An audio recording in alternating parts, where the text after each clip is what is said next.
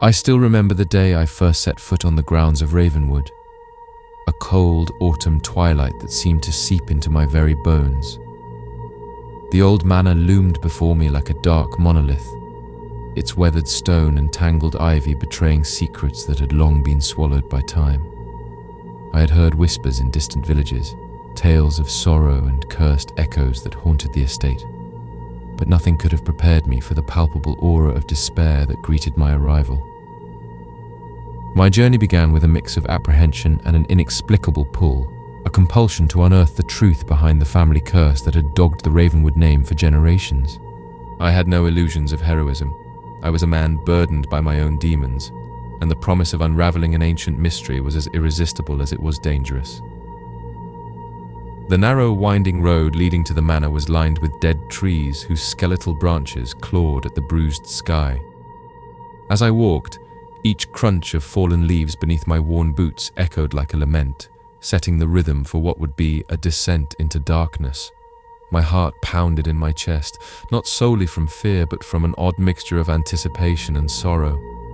I could sense that Ravenwood was more than just an abandoned relic.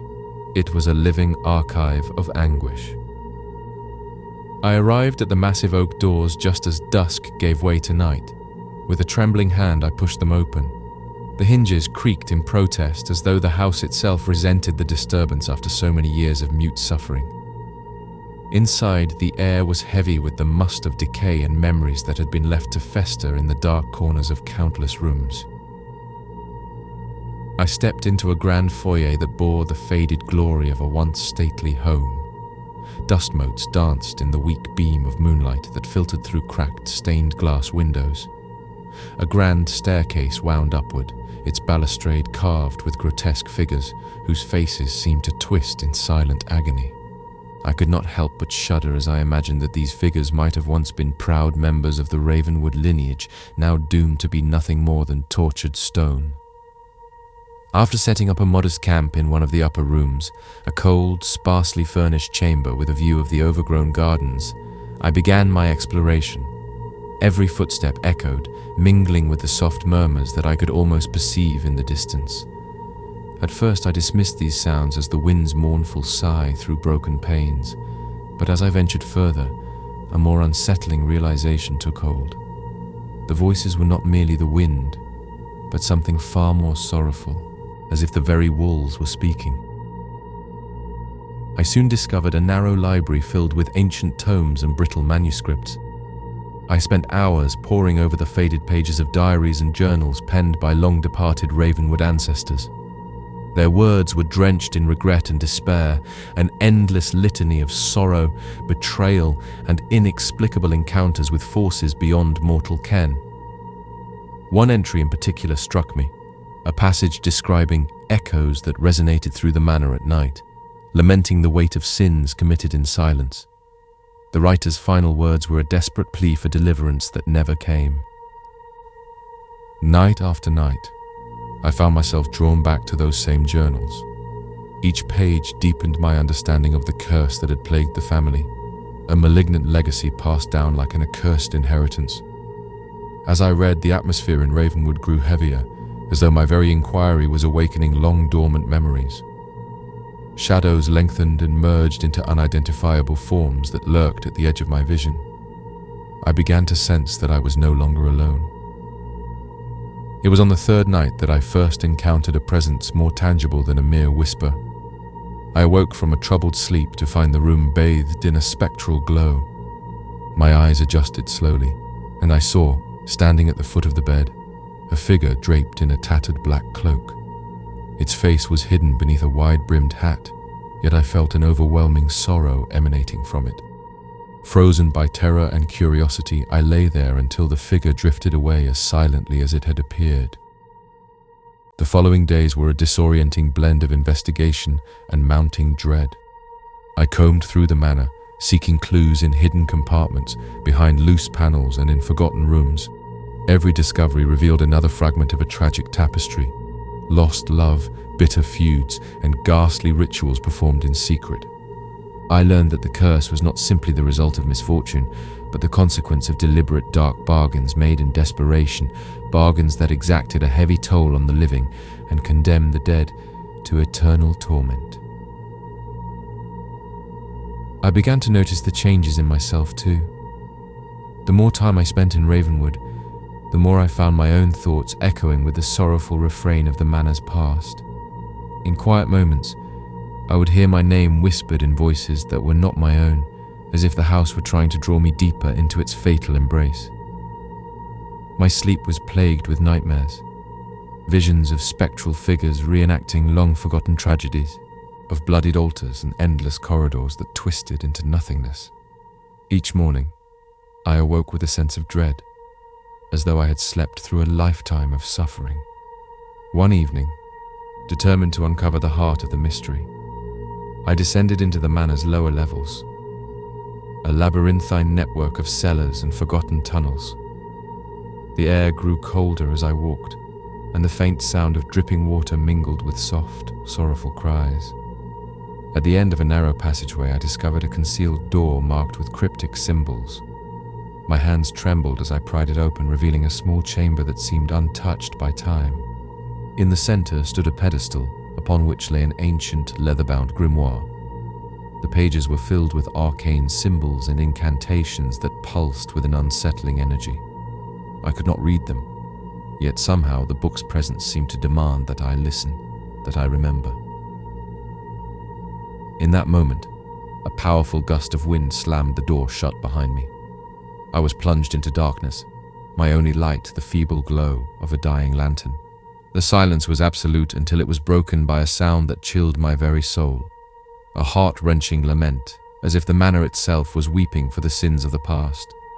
I felt an invisible weight pressing down on my chest, and my mind raced with terror.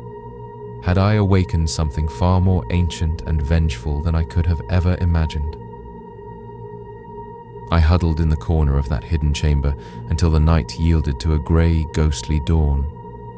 When I finally emerged, I was a changed man. I could no longer discern whether the sorrowful echoes I heard were those of the dead or manifestations of my own unraveling sanity. Yet one truth remained certain. Ravenwood had claimed a part of me, binding my fate to its endless cycle of torment and despair. As I write these words by the flicker of a solitary candle in a quiet, forsaken room of Ravenwood, I am haunted by the knowledge that there is no escape from the darkness that pervades these walls. The manor is alive with the memories of pain and regret, and its cursed echoes will follow me until the end of my days. I feel the pull of forces that I dare not name, forces that have whispered secrets in my ear and shown me the inevitability of my own doom. I stand at the threshold of a deeper mystery, one that promises even greater suffering as I journey further into the heart of this accursed place. But even now, as I prepare to delve into the next chapter of Ravenwood's grim history, a part of me wonders if some secrets are best left undisturbed. Still, the lure of forbidden knowledge is too potent to resist, and I know that I must press onward, even if it means walking ever deeper into the shadows. The night is coming again, and with it, the sorrowful echoes will rise. I close my journal with a heavy heart and a resolve mingled with resignation. Whatever lies ahead in the labyrinth of Ravenwood's haunted corridors, I know that I am now irrevocably bound to its tragic fate. The days that followed my fateful descent into the hidden chamber were a surreal blur of apprehension and feverish research. I found myself drawn to every crevice and forgotten corner of Ravenwood, desperate to piece together the shattered legacy that had cursed this place. Each discovery revealed more questions than answers, and I began to understand that the manor's sorrowful echoes were not merely remnants of the past. They were active agents of doom.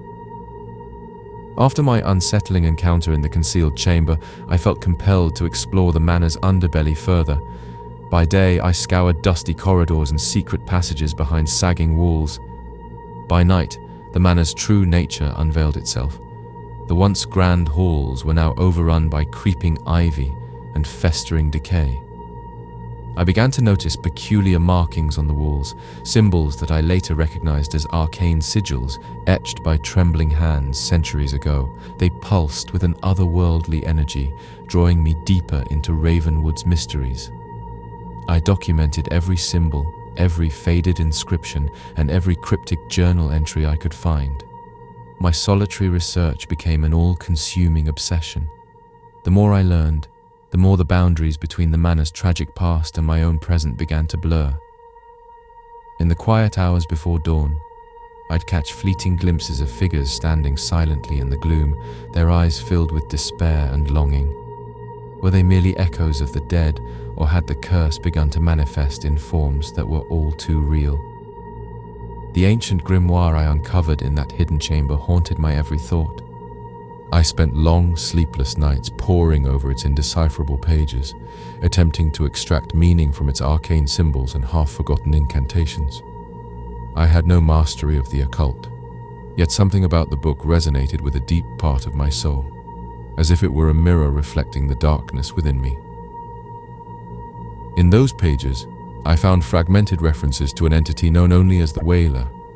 According to the cryptic passages, this being was bound to the Ravenwood line through a malevolent pact forged in despair and treachery.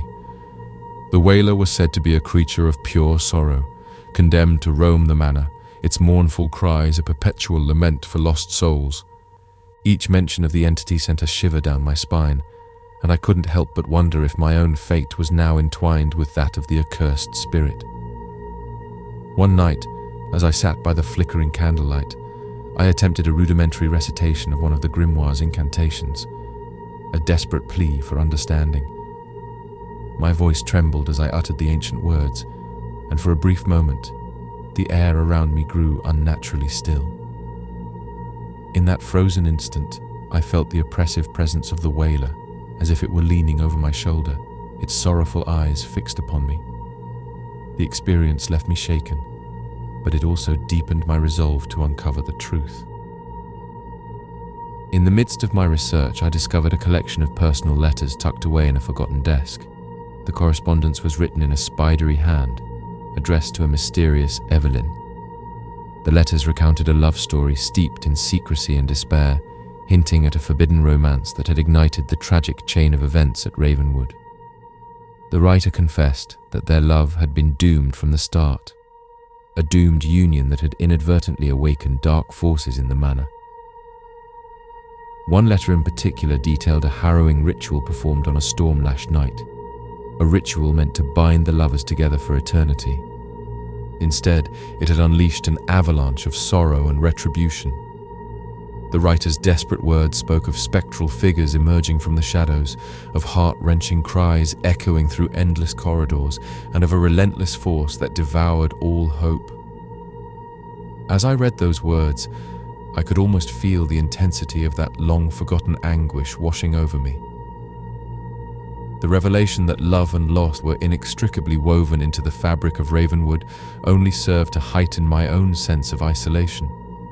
I began to fear that the manor's curse was not simply an external affliction, but a mirror reflecting my own internal torment. Every whispered lament, every echo in the darkness seemed to underscore the profound loneliness that had become my constant companion. My sleepless nights grew longer, and the boundary between waking and dreaming began to dissolve. On several occasions I found myself wandering the halls of Ravenwood in a trance-like state, guided by an unseen force. In these moments, the manor appeared transformed. The walls pulsed with a life of their own, and ghostly figures moved with an unsettling grace through the corridors. Their mournful eyes told stories of eternal sorrow, and their silent presences chilled me to the core. One such encounter occurred on a moonless night. I recall standing in a narrow hallway when I felt a cold hand brush against my shoulder. I spun around, heart hammering, only to find no one there, only the lingering echo of a soft, mournful sob. It was as if the very air around me had been saturated with grief. The sensation left me trembling and desperate for answers, yet every question seemed to deepen the mystery rather than resolve it. In another instance, I heard footsteps trailing behind me as I made my way back from the library. I quickened my pace, and so did the unseen presence. I dared not look back until I reached my chamber, where I finally caught a glimpse of a spectral figure in the mirror. It was a pale, translucent face, etched with sorrow, staring back at me with a profound melancholy that mirrored my own inner despair. I realized then that I was no longer just an intruder in this haunted relic. I had become a part of its tragic tapestry. The cumulative weight of these experiences began to erode my sense of self. I found solace only in the dim glow of my journal, where I recorded every unsettling event and every fragment of a memory that I could grasp. Yet even as I wrote, the words seemed to carry an inescapable melancholy, each line a dirge for a lost hope. The deeper I delved into Ravenwood's secrets, the more I became convinced that my arrival here was no accident. Some unseen force had drawn me to this cursed manor, and with every step I took, I felt that the threads of fate were tightening around me. I began to experience vivid nightmares in which I was bound by ghostly chains, dragged through endless corridors of torment where the Wailer roamed freely, its cries a constant reminder of my inevitable doom. At the heart of these nightmares was a recurring vision, a vision of a grand, dilapidated ballroom filled with figures clad in faded finery. They moved in slow, mournful circles, their faces twisted in perpetual sorrow. In the center of the dance stood a woman whose eyes were pools of unending grief, her outstretched hand beckoning me to join her in an eternal waltz of despair. I awoke in cold sweats, the image seared into my mind, a portent of the darkness that awaited me. As days bled into nights, I realized that Ravenwood was not merely a repository of past tragedies. It was a living, breathing embodiment of sorrow and fate. Every corner of the manor held echoes of lost lives, every whisper a reminder that some debts can never be repaid. My own existence now felt irrevocably entwined with this endless cycle of misery. In moments of quiet reflection, I began to question whether there was any escape from this fate. Had the curse of Ravenwood already claimed me, drawing me inexorably toward a conclusion as bleak as those recorded in its ancient diaries? The more I sought to uncover the truth, the more I felt the heavy hand of destiny guiding me toward a final, inescapable reckoning. Even as the manor's spectral inhabitants and the ominous presence of the Wailer loomed ever larger in my daily life, a part of me clung to the hope that I could alter my destiny. But the deeper I sank into Ravenwood's murky depths, the more that hope withered. I began to see reflections of my own despair in every cursed mirror, every desolate corridor, until the line between my identity and the sorrow of the manor blurred into a single, inescapable tragedy. Late one stormy evening, as thunder rolled overhead and rain battered the ancient stone walls, I made one final, desperate push into the heart of the manor. I followed a narrow passageway that led to a forgotten wing, where the air was thick with the scent of damp earth and decay. There, in a crumbling chamber lined with portraits of long-dead ancestors, I found an ornate mirror shrouded in dust and cobwebs. Something about it drew me in, a magnetic pull that was both alluring and repulsive. I wiped away the grime and peered into the mirror. Instead of my own reflection, I saw a montage of haunting images: a young woman in mourning attire, a robed figure clutching the grimoire, and countless spectral faces contorted in silent agony. Then, as if the mirror were a portal, I saw the Wailer, a towering, shadowy figure with eyes that glowed with an otherworldly sadness. In that moment, I understood. The curse of Ravenwood was not confined to the past. It was a living force that sought to claim every soul that dared to disturb its secrets. I sank to my knees, overcome by a profound sense of inevitability. The manor had not only been a prison for those who had once lived here, it was a trap for the living as well. I felt the weight of centuries pressing down on me, each echo of sorrow a step toward my own final downfall.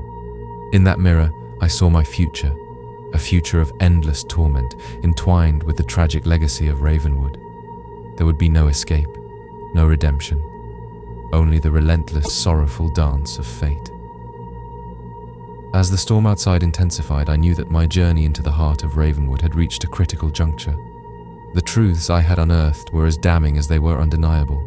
I was bound to this cursed place, destined to wander its haunted halls until the end of my days, and with that realization I felt a final, overwhelming despair wash over me, a despair that resonated with the very echo of Ravenwood itself.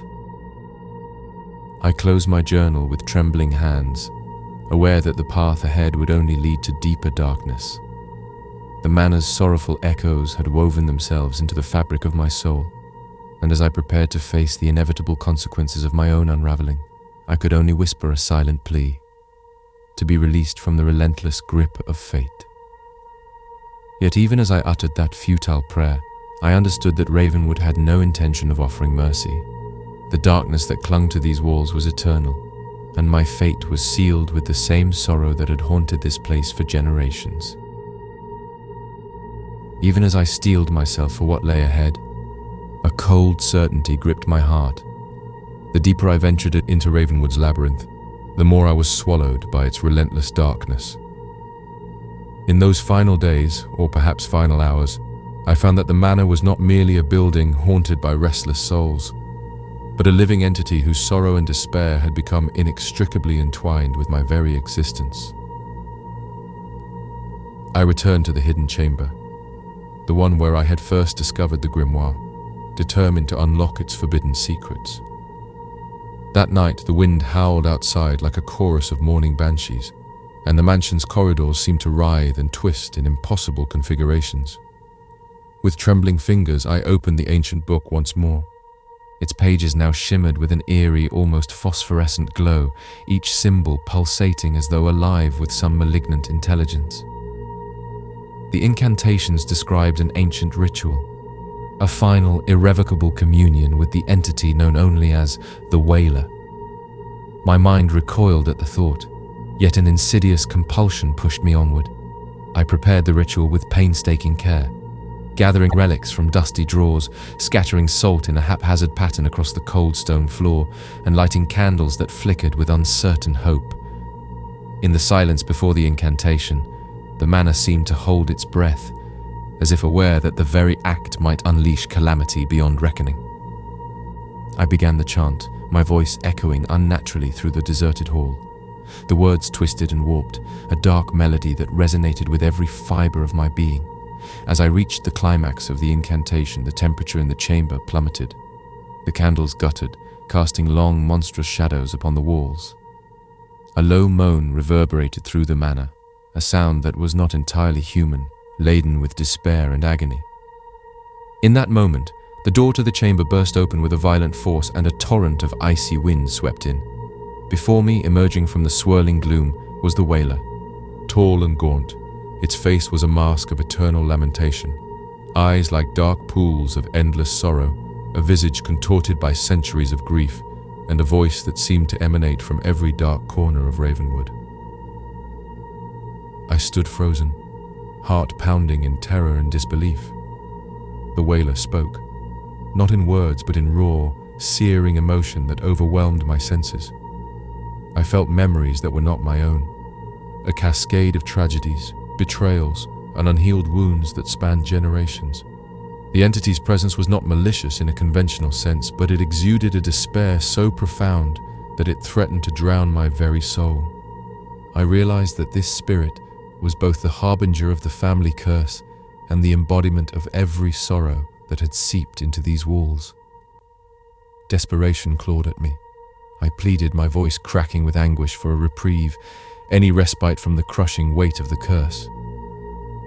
But the Wailer only drew closer, its silent lament intensifying until it was as if I could feel the raw grief in every cell of my body. The spectral figure reached out, and as its icy fingers brushed against my skin, I was flooded with visions of past lives lost, of lovers torn asunder, and of endless nights filled with torment. I tried to break free, to summon some latent strength to defy the relentless tide of despair, but my mind was besieged by the truth. I had become a part of Ravenwood's endless lament, and every step I took only deepened the curse. The realization was shattering. My desperate attempt at unlocking the manor's secrets had doomed me to share its sorrow forever. In that final, unholy communion, the boundaries of who I was began to crumble. My identity, once a beacon of resolve, was slowly consumed by the creeping despair. I could no longer recall the last time I felt a genuine spark of hope. The memories of a life outside these cursed walls faded into a haze of regret and desolation. Every heartbeat seemed to echo with the countless lost souls of the Ravenwood lineage, each beat a dirge for another forgotten dream. I staggered through the corridors, half lost in a dreamscape of perpetual twilight. The faces of long-departed ancestors appeared in every mirror, their eyes brimming with sorrowful reproach. In the decaying ballroom where I had witnessed the spectral dance of tragedy, I found myself drawn into a solitary waltz with the very essence of despair.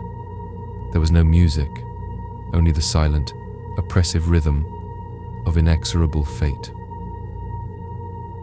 In one particularly harrowing moment, I wandered into a long-forgotten chapel, tucked away in a crumbling wing. Its pews were shrouded in decay, and the stained glass windows, once vibrant with stories of faith and redemption, now depicted only sorrowful figures with downcast eyes. I sank to my knees before the altar, overwhelmed by the enormity of my own insignificance. I pleaded for salvation, for a way out of this nightmare, but my cries were swallowed by the oppressive darkness. It was as if the very air around me conspired to erase any vestige of hope. As days bled indistinguishably into nights, the curse's relentless grip tightened until it became impossible to distinguish reality from nightmare. Every step I took was guided by the spectral lamentations that echoed through Ravenwood, each one a reminder of the inevitable end that awaited me. My journal, once filled with desperate notes of investigation and inquiry, had transformed into a chronicle of sorrow, a litany of despair that offered no answers, only the stark truth of my impending doom. One final bitter night arrived, a night when the manor itself seemed to weep in mourning. In the deepest chamber of Ravenwood, I found a grand rotted door that led to a room I had never seen before. It was as though the house had been waiting for me to arrive at this moment. Inside, the chamber was vast and unyielding, its walls adorned with the faded portraits of the Ravenwood ancestors. Their eyes, though painted in oil and now chipped with age, seemed to follow my every move with silent accusation.